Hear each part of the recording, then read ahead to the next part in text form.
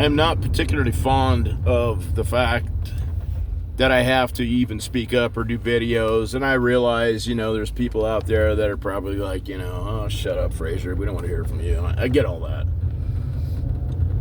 But the problem is I have a conscience, and it is kind of like, as much as I don't feel like doing this, and I don't feel like trying to sound like I'm arrogant or trying to correct you like you're a child or anything like that, it's kind of like this. It's kind of like you're walking by a neighborhood somewhere, and the kid's out playing, and the parent's not a bad parent. You can't always see everything they do. Take it from a single dad. And there's a child out there that's discovered something called matches, and he's playing with matches, he or she, next to a leaky gas can. Am I going to say, well, who am I to say? I mean, it's kind of arrogant for me to go up. I mean, maybe that child has a good, well thought out reason for playing with matches next to a gas can.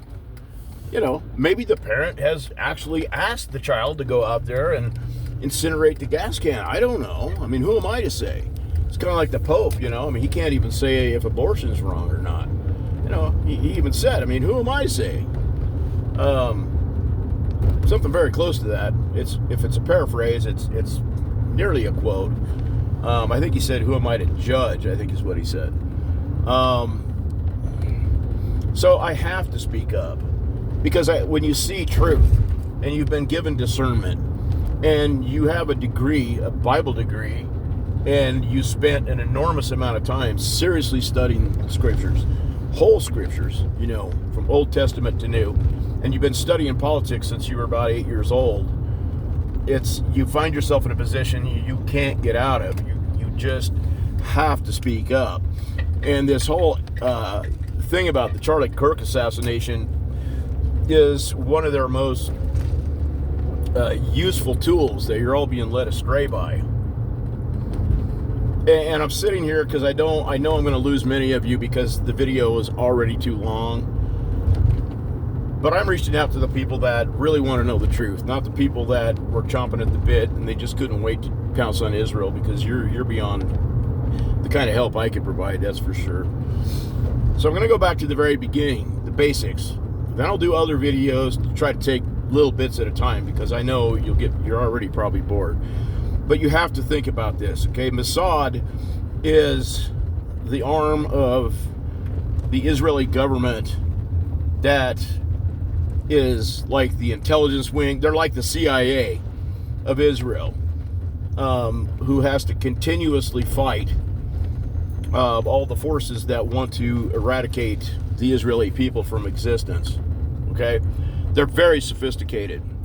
You have to assume and you have to understand that they have, at the very least, the sophistication of the technology of the CIA, the KGB, MI6, the NSA, anybody who you would view and acknowledge that, yeah, they are a threat and they are extremely sophisticated. And I've used in the past the example of a round that could be fired from what basically looks like, say, a smaller handgun, and it's smaller than a piece of rice, much smaller. In fact, it can penetrate the skin without you even feeling it, and it can be shot from, I can't remember exactly. After all, I'm driving, so I probably shouldn't be doing this. But as a matter of fact, it will penetrate the skin. The person won't even know it, and it will kill the victim, imitating a heart attack. And it is not discoverable by autopsies, or at least it wasn't at the time.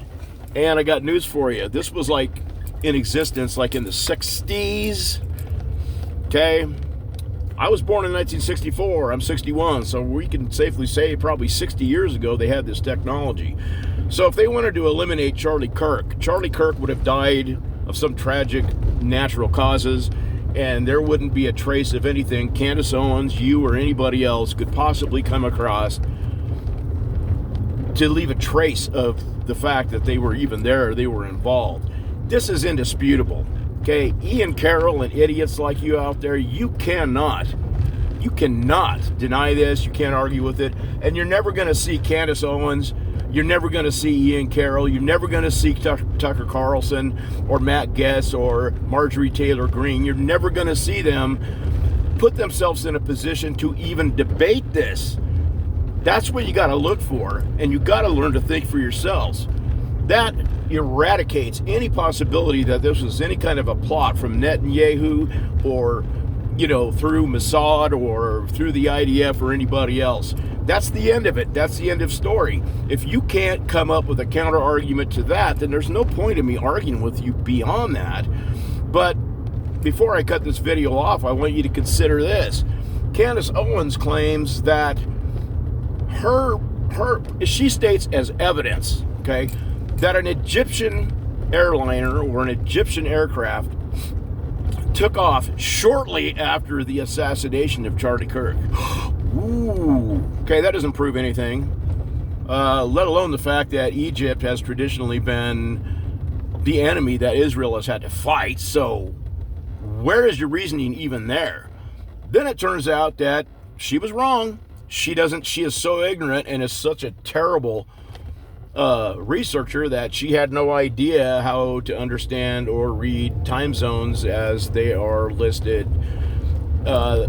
in publicly available information from air traffic control, etc., etc. And it turns out that the flight took off at around 7 o'clock in the morning, 5 hours before. And her answer to that, because she couldn't avoid being caught in this, she had to answer for it. Her answer to that is, it doesn't matter. So what if I got the time wrong? Even though she used the timing as her evidence to begin with, now the timing doesn't matter because it's quote unquote obviously directly related to the Charlie Kirk assassination. Okay? This is why I don't answer every stupid little idiotic comment on my videos or posts or whatever, because it's obvious you did not stop and think, and you didn't read my posts. You're not paying attention. And in future videos, they're going to have to be crude like this. I'm going to absolutely destroy every single one of your arguments. And the sad thing is there are so many people out there on YouTube, good people, and they're low level. Not as low even as me, who nobody really pays attention to, but we're talking about people that have maybe a few thousand followers, because so many of us have felt the need to rise up, and we have to be the warriors in this new war we have going on because of the ignorance out there. And I will share some of them. There's a lot of them that have much fewer posts or much fewer clicks and likes, and those are the ones you could probably trust more because they're not content creators that have to create content. It's not their bread and butter. It's concerned people. We're talking about legit pastors that know the Bible. We're talking about people that are legitimately researching. It may not be their profession, but they're pointing out things like I am that suddenly make me look like the best detective in the world, and I know I'm not. That's the scary part to me, is I know I'm not that smart. And yet everybody around me that I see, I have seen nobody, at least that I personally know, that has stepped forward immediately and said, now hold on a second. If this is to be a professional hit like that, and you can go back to my first video right after it happened on why I knew it wasn't a professional hit, but don't settle for me. There's a lot better analysis out there than that. I don't see anybody who's you got to stop. You got to look from the outside in. You have to think of motive. You have to think of it's called cost loss or cost benefit analysis. Like, okay, why would they do this, and why would they do it this way and at this time, etc., etc. Those are the things you have to go after first when you start thinking about these things. That's how real investigation works. You immediately get every fact and everything you possibly can, every camera angle or whatever, but you certainly don't make a judgment on it that quickly. That's why the government's not fighting all your idiotic little accusations, because they have a real investigation to do. Okay? I'm not denying that the FBI, I know the corruption much better than most people because I knew how corrupt they were 30 years ago. Okay?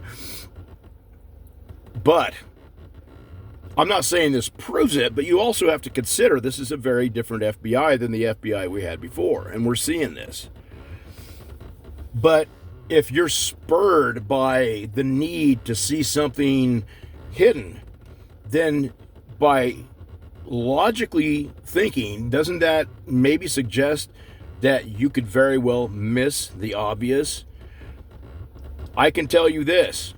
Any public act of violence or assassination, anything like this that comes up, if you took all of the factors that they say are suspicious out of it, do you honestly, can you ask yourself and say, oh, there wouldn't be all these people claiming all these different conspiracy theories? Well, the fact of the matter is of course there would be, and there always will be. And this is coming from Mr. Conspiracy here, have been for many years. I used to wear being called a conspiracy nut as a badge of honor. Now it's an embarrassment. Conspiracy theorists used to be a proud class of intelligent people. And now all you Johnny-come-lately theorists who are complete novices are really giving us a bad look. Okay, just saying. Not that optics are everything, but this is really frustrating. But, you know, you can share your comments or whatever below, but I'm probably not going to argue with you, because if you can deny my first two arguments, then I know automatically that your argument is just baseless and stupid. And I really don't care how arrogant that sounds. But do with it what you will.